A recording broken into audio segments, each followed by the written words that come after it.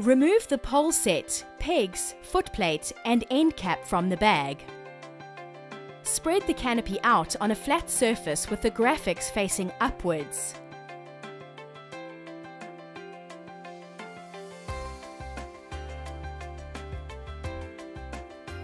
Join the 3 poles together.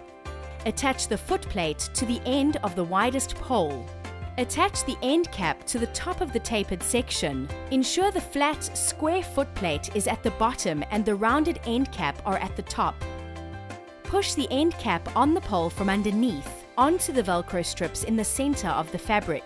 Force the pole upwards towards the center. Ensure that the pole is as close as possible to vertical and lower the base plate. Push each peg into the ground. Hook each ground peg into each rope loop. Adjust and tighten each leg by using the adjuster on each leg, located near the peg. Release the tension on the cords on each leg. Remove the pole from underneath the canopy to collapse the tent. Separate the 3 poles and remove the end cap and footplate from each end. Spread the canopy out onto the ground surface.